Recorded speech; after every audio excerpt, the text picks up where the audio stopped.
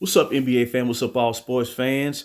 This your boy JB, host of the Behind the Bench Podcast Network and channel, giving a shout out to the rest of the crew. Shad, Kelvin, KB Film Room, Big Dog Talk Sports. That's right, that's right. For everyone who's tuning in, we hope that you support Behind the Bench, subscribe to the channel, help make the show the best that it can be. Let's talk about the grand daddy of them all, as they say, NBA action. And the new season 24-25 campaign is now 6 games in. And I have to talk about yesterday's game. I have to talk about it. And as everyone who has been listening to the channel, by now, they should know that I'm a fan of the Los Angeles Lakers, man.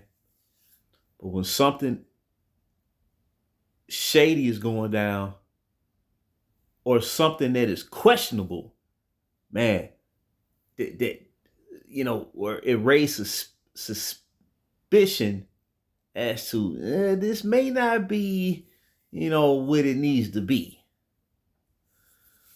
So last night, the Lakers traveled to Toronto to take on the Raptors.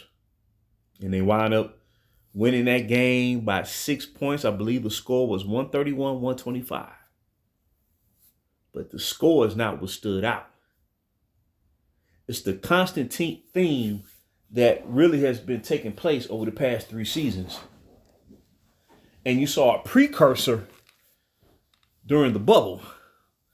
But I'll leave the bubble be. That was 4 years ago.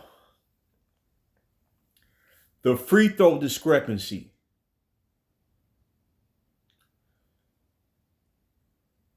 It was not home court advantage.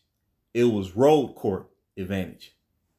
Because the home team, Raptors, only shot 13 free throws. The road team, Lakers, shot 41 free throws. That is a 28 free throw discrepancy between both teams, man. And look, if it walks like a duck and talks like a duck, it's a duck quacking in their room. Bingo. It is what it is, man. And look, I love competition, man. When you win and when you lose. When you compete, no pushing, prodding along, and you winning based on your own merit, you know exactly where you stand. If you compete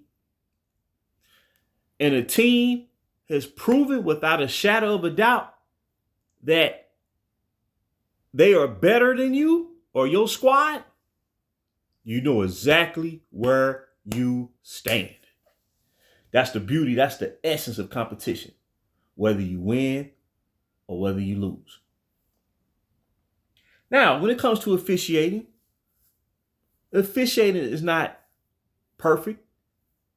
We're not expecting that. We're not saying officials are supposed to get every call right. We're not saying that. But it has to be consistent.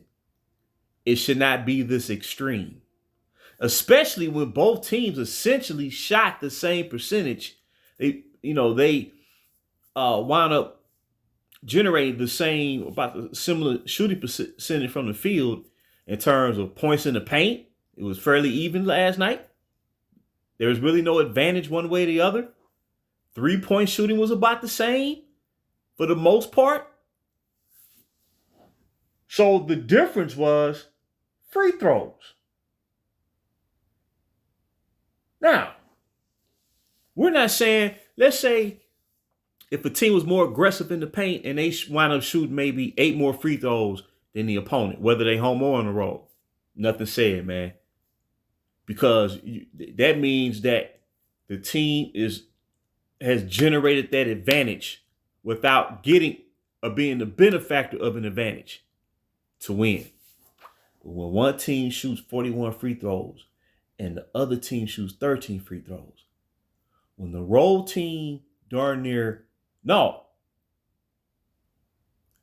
tripled the amount of free throws than the home team, it's a problem, man. And all I know is this.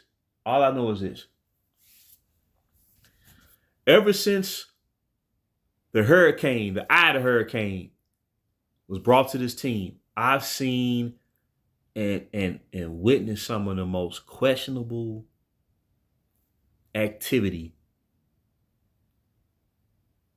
that I've ever seen in sports on a year-to-year basis over these past 6 years. From scheduling, strength of schedule at the beginning of the season, first half of the season, moves being made around the clock. And I just sit here, man, be like, okay. Now, we all know this wouldn't be taking place otherwise if the Hurricane was not on the team. And I'm not talking about the boxer. I'm not talking about the legend, Reuben Hurricane Carter. I'm not talking about that brother right there. No, I'm talking about the Hurricane that came bolstering his way. You know what I'm saying? Hurricane traveled west. Normally the hurricanes travel from west to east. This hurricane traveled from east to west. It's been causing havoc going to year 7.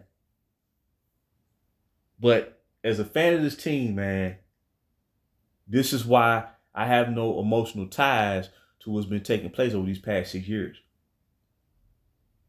You see what I'm saying? Like, what I'm trying to say is, when you look at this team, when you watch basketball long enough, in relation to whatever team that you root for, whoever your squad is, if something is legit and something is not, there's bordering on nefarious activity. So you have basketball fans across the landscape that's questioning this free throw discrepancy that's carried over the past 3 seasons.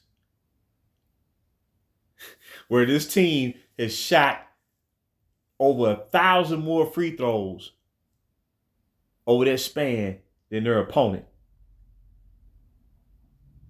1,000.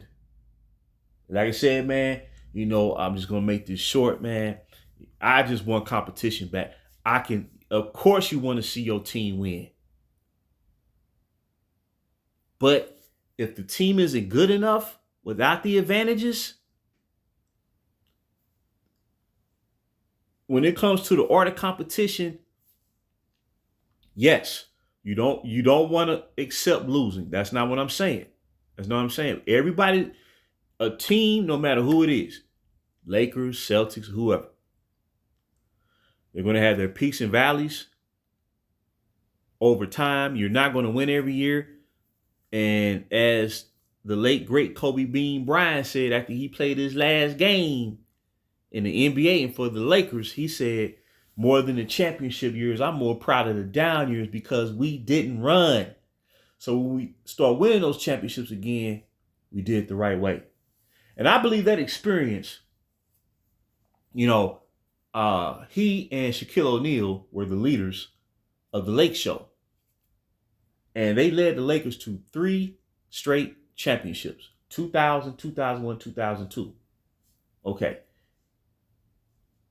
Shaq parts ways. He gets traded to Miami. The franchise had to start over. And essentially, Kobe Bryant had to start from the bottom and work his way back to the top. And we never really seen a superstar being asked to lead that type of effort after winning multiple championships. But ironically, I believe that experience actually made Kobe Bryant a better player than what he actually was. And he became a better leader through that experience.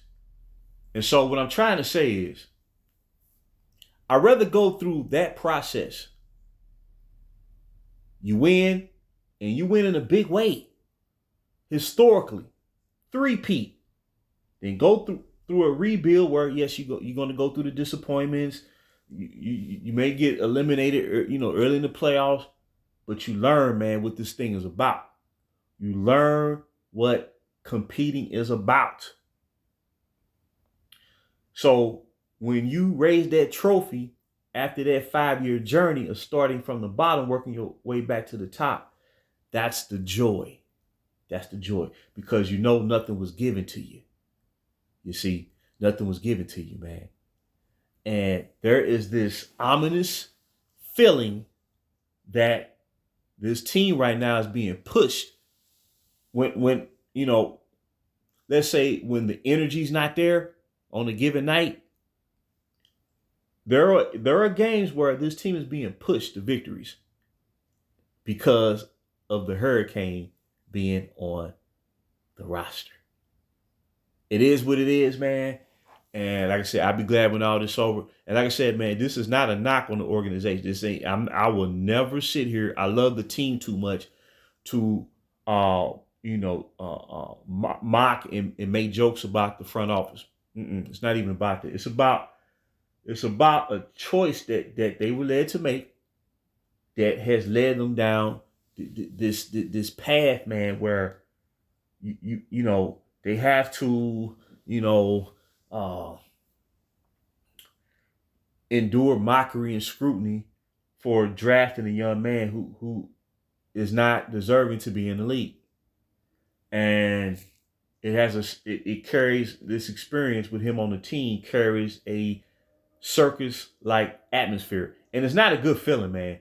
When you watch Showtime Lakers during the 80s, when you watch the Nick Van Exels, the Eddie Jones, the Anthony Peelers, even a George Lynch, Eldon Campbell, Vlade Divac during the 90s, where you became a darn good team. And then the early Shaq Kobe years before they start winning the championships. Then the Lake Show, the early 2000s. Then the rebuild. And then the Kobe and Powell led Lakers. When you watch that, and it's not even about the championships, man. It's about the mystique of the franchise, dog.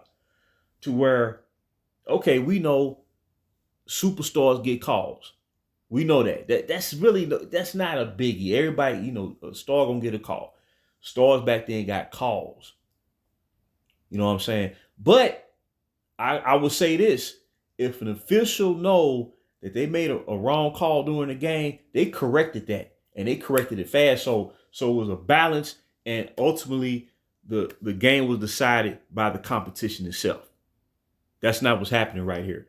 So what I'm saying is, when you experience that over the years, man, and you go through the ebbs and flows, as they say, the thrill of victory and agony of defeat, that's all part of being a fan, man.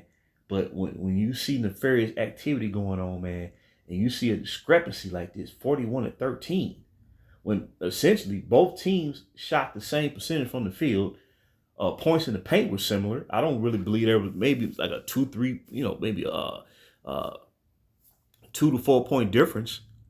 Neither team shot strong from the 3-point line. So the difference were the free throws, 41-13.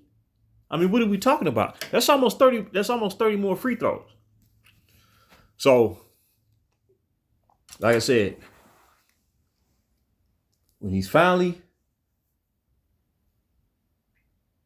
no longer on the team, I guarantee you, fans of the Story franchise, just fans in general, will not be seeing this taking place. I can guarantee it, man. Yes, a team could be more aggressive, whatnot throughout the course of the game, and a star player may go to the free throw line or accustomed to, drawing fouls and stuff. I get that, man. Some players have a knack for doing that, and I'm not talking about, players that be flopping and stuff. I ain't talking about the floppers out there. Now, I will say the league has done a better job in